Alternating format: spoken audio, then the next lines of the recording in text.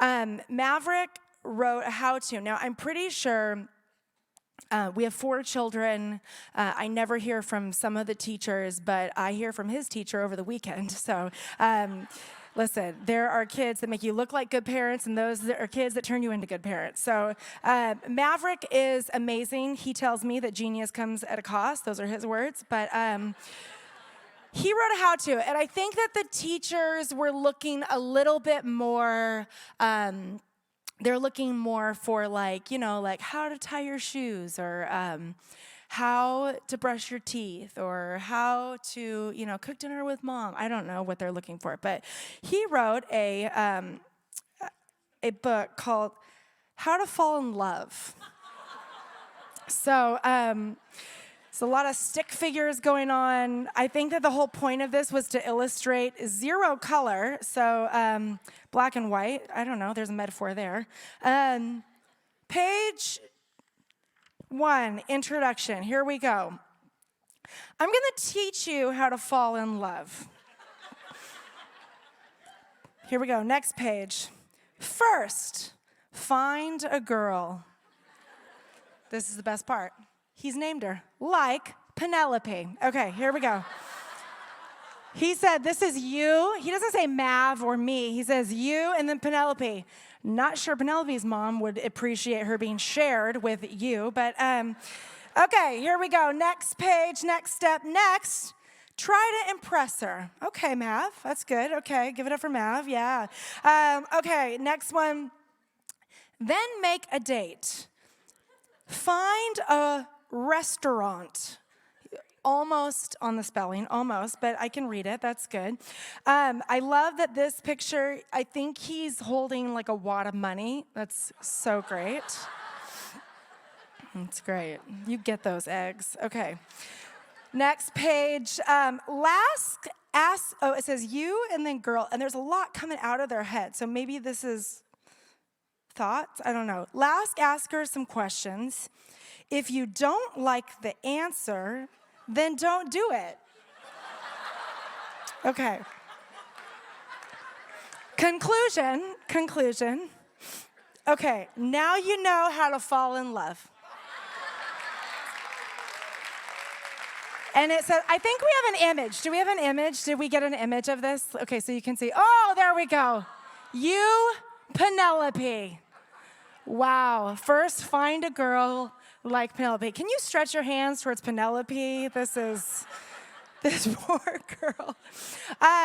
Okay, there's that. Just kidding. Okay, we don't do that.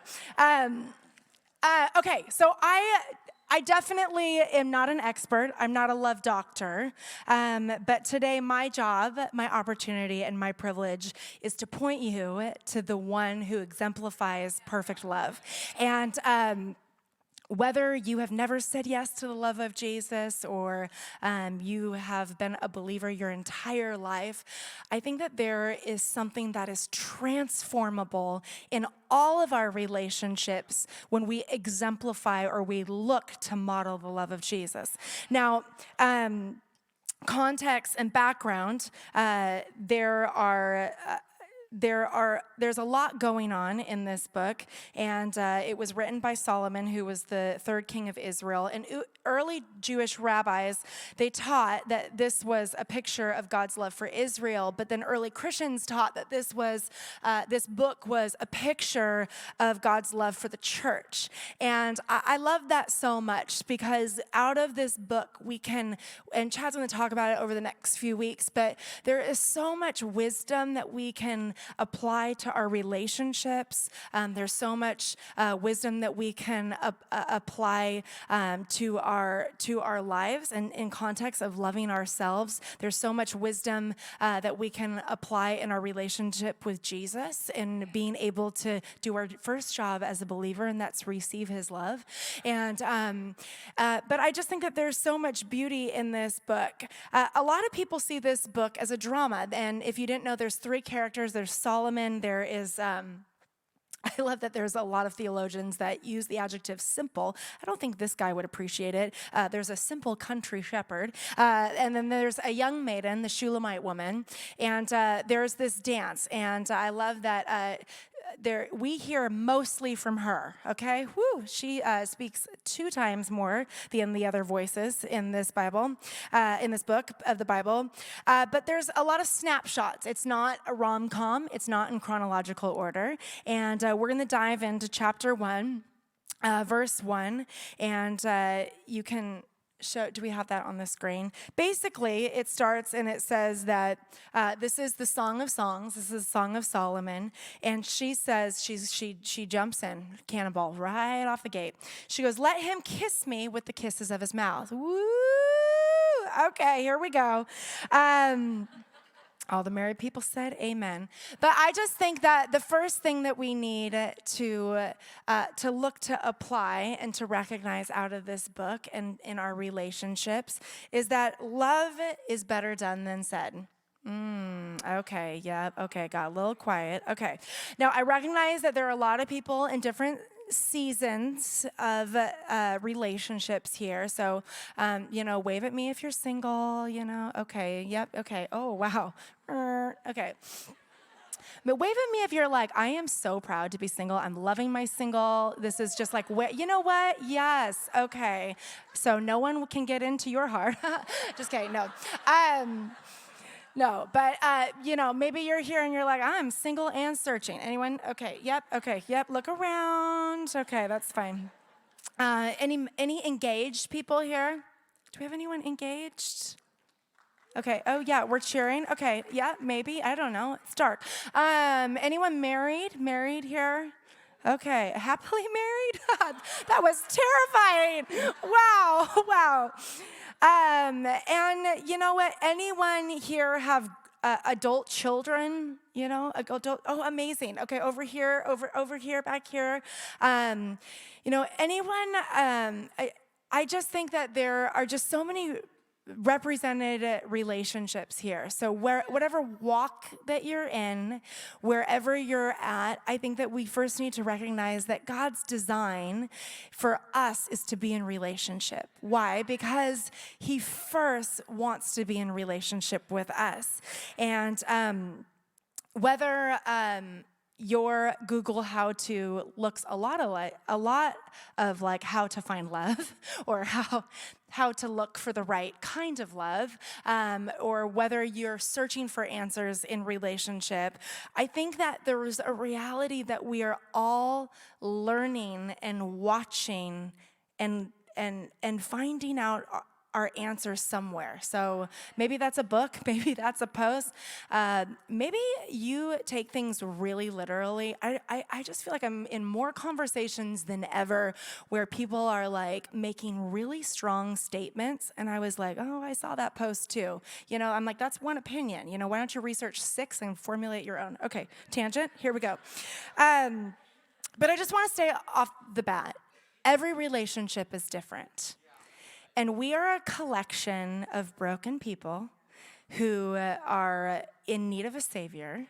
And there's only one relationship that we can model, and that is the one with God and his Son, and then his Son who came for us. And so in verse 1, she says, let him kiss me with the kisses of his mouth. And right off the beginning and the genesis of this book, she is looking for action. Now, what we can see out of this is that, I love the giggle from down here. I'm not going to name names, but what we can see from this is that she's strong. She's assertive. She knows what she wants, obviously, and she's starting off with a question that she's not afraid of. And I like that it doesn't say that she went and she's like, okay, we're going to get on first base right away. I'm going to go kiss him.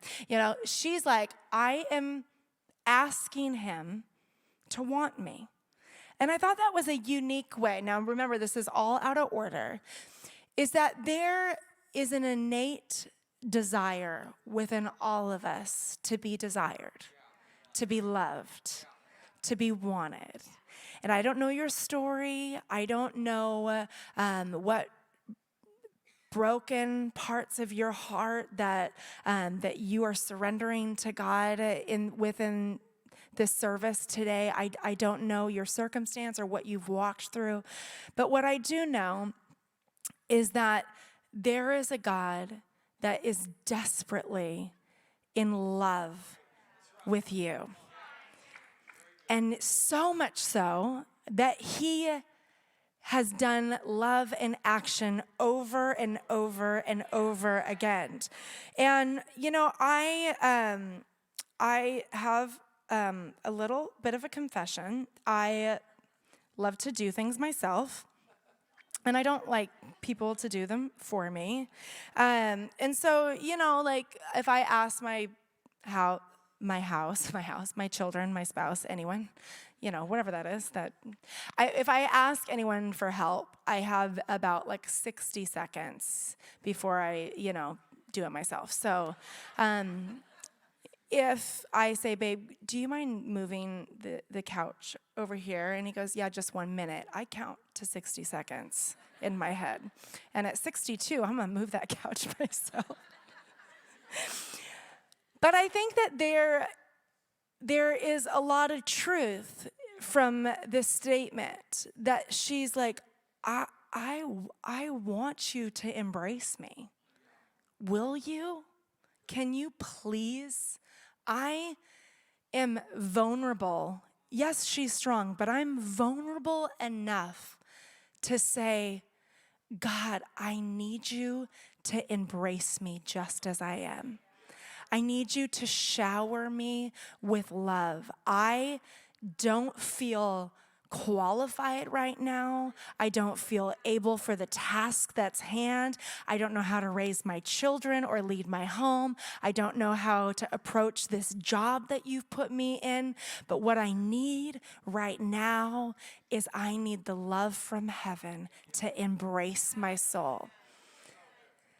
And I love that. And I love that as this is a picture of God to his church, is that it's almost a charge for us to be the look of love. That's what we did on Friday night, is that Night to Shine was love in action, is that we're showering people that might be marginalized or displaced. We're saying, we love you just as you are. That this celebration, this red carpet that we're rolling out is for you to feel accepted and embraced. Now, we've been married for 14 years. And we made it. It's Los Angeles, people are like 14 years, But I think that there has been a lot of seasons where it's like we've made statements like, oh, this is my love language. Now, my kids have very apparent love languages. My youngest is such a words of affirmation son. We had basketball games all day yesterday, and he's 5, and he just keeps looking at the bench at us like this, and we're like, eye on the ball, hon. And then after the game, he's like, were you guys so proud of me? Yes. Did we not say that? I'm sorry, for the 6th time, honey. We are so proud of you. And I think that, yes, we are looking for certain ways and specific ways that we've been wired to love to receive love. And whether that comes out of a relationship or out of a loved one or out of a friendship or out of a companion or a parent, daughter, parent, son relationship. I think that there is something to be said, though, about putting action to your words. I unfortunately am kind of like a prove it type person, and if you're a spouse, don't go home and be like, well, she was preaching that you need to pick your underwear up off of the floor. I'm not like, just don't use my words and take it that way. But I do think that out of the abundance of your heart, actions do speak. There's an overflow. And if we don't learn how to guard and protect the ability to be a vessel of the one that wants to fill us up, if we don't know how to receive, we cannot give. So the first thing she does is she asks. She says, embrace me. She's like, commit to the act, not just the word. Now, there's a lot of words, there's a lot of adjectives, there's a lot of naughty things that go on throughout this book. But what she is looking for is that she's like, I want you to want me. Doesn't that give you perspective and grace for other people? Because if we can say, actually, yeah, I want to be wanted. Doesn't that allow you empathy and compassion to see God's church in a way that he sees you and I?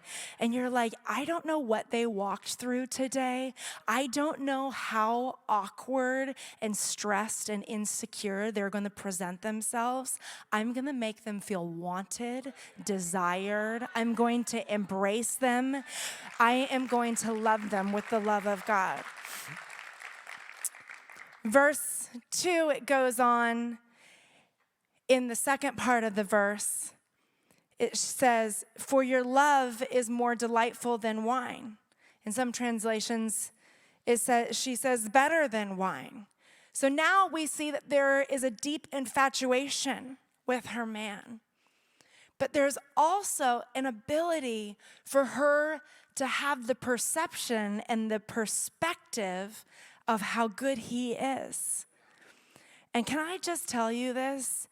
The primary focus of us and our relationships needs to be through the lens and through the gateway of gratitude. Because if we have the ability to see how good things are, then we can live in the fullness of how good they actually are.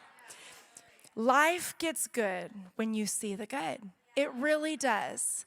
And I think that this is such a amazing approach that she's saying, you know what, I love you so much more than something that's sweet on my lips. I love you so much more than something I drink that's satisfying. I love you so much more. And she just starts comparing it and comparing it and comparing it in a positive way, which is so counterculture to what we do. We just compare and compare and compare to what it's not. And the great teacher and Bible thinker, Charles Spurgeon, he preached 59 messages out of this book. And he preached a message, and I'm running out of time, but he preached a message about how God's love is better than wine. Christ's love is better than wine. And he talks about what it is and what it's not. And I think that there's clarity in that concept to be able to discern. And I just think that that is what worship is that we're able to see what is real and what is not, because we're able to get clarity and perspective.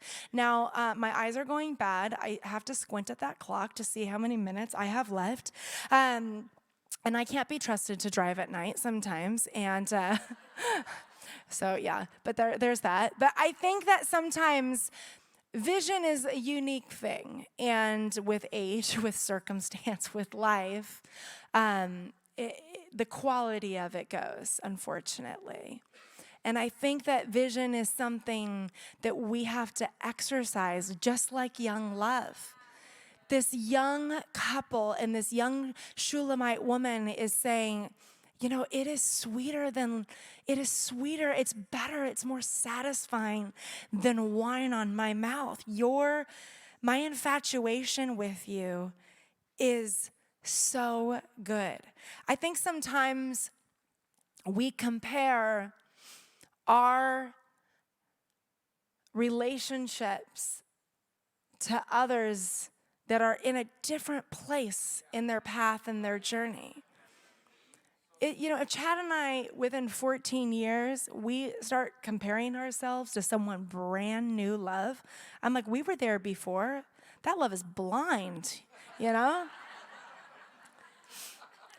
I'm like, I had 4 children, and they came out, and they were disgusting. My kids love to hear their birth stories, and one of them came out, and the nurse was like, to Chad, she's like, would you like to hold your son? And he was like,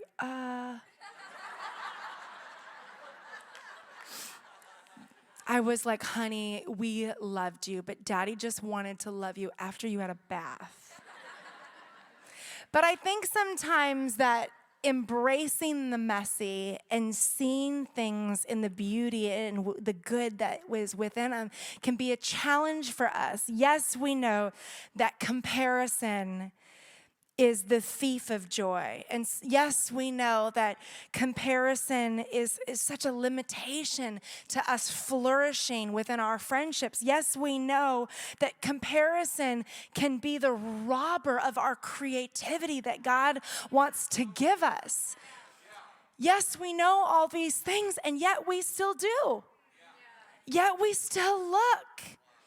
And I love that there's an image of, she says that I am not only going to see the good, I'm going to speak the good. She exercised, she's like, your wine is, it's more beautiful than wine. It tastes better.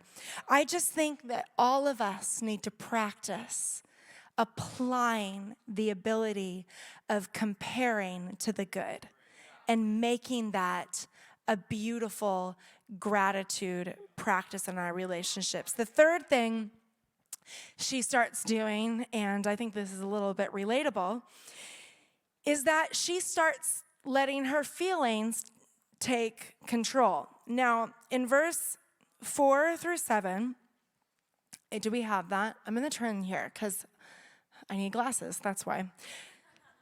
She says, how right they are to adore you.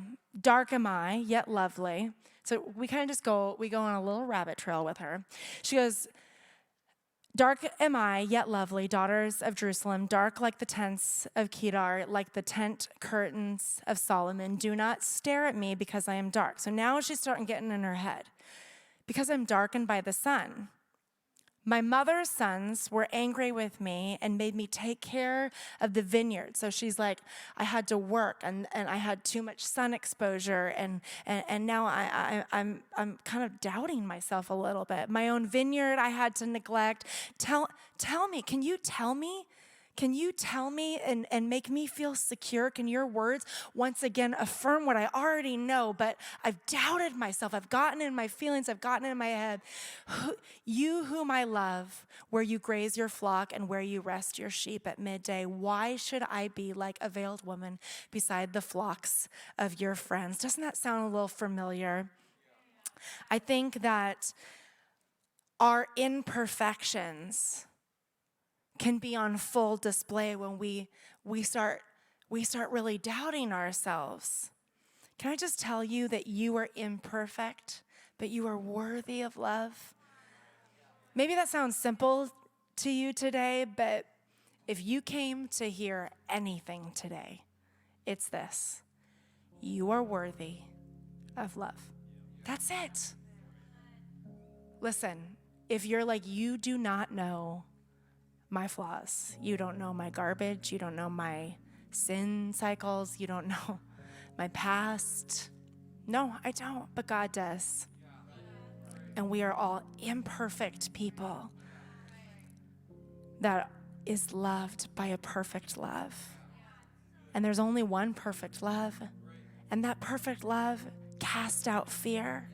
The fear of being insufficient, the fear of being unlovable, the fear of being not good enough.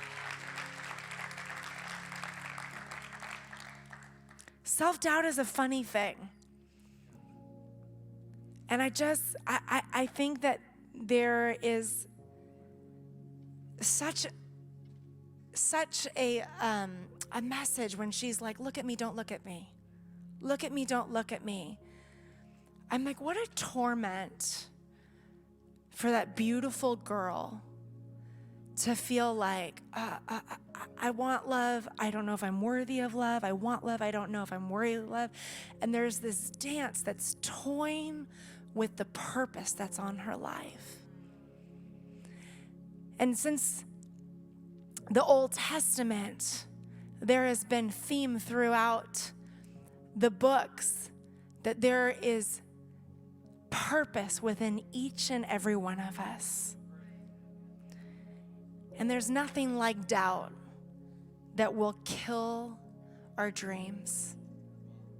probably more than failures ever will. The doubt will be the limitation for you to live in the fullness of your destiny. More than you sabotaging it, more than your sin, it's your doubt. It's your lack of self-worth. But his love is perfect, regardless. And the last thing throughout this book that I wanted just to take a moment and pray for you today is that it's a book not necessarily, and Chad's going to get into it in a lot more detail, but it's a book not necessarily of how-tos or instructions, but it's a book that ignites feelings. And we read this when we were newly engaged, and I had to close that book real fast, but I was like, it kind of makes you feel in a way that I think is really good for us to feel. It opens up things that allows us to feel and see the love that God has for us that maybe we've closed, maybe that you've had closed for a long time. But can I just tell you and encourage you today that he is able to heal, not only willing, he's able to heal, not only that we can be free, but that we can be whole enough to feel. Feel what? Feel his loving, relentless arms wrapped around our imperfect beings so that we can able to receive, so that we can be able to give. Yes, God's desire is to be in relationship with us, but his desire is also that we live an abundant life. And if you talk to people that are the most fulfilled, the most rich in life, they're the ones that are rich in relationship, that they have healthy, flourishing friendships and relationships surround them.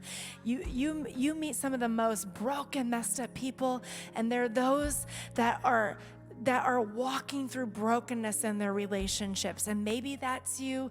Good news here today. We serve a God who is here and able and willing and sees the most broken areas of your heart that he can make whole.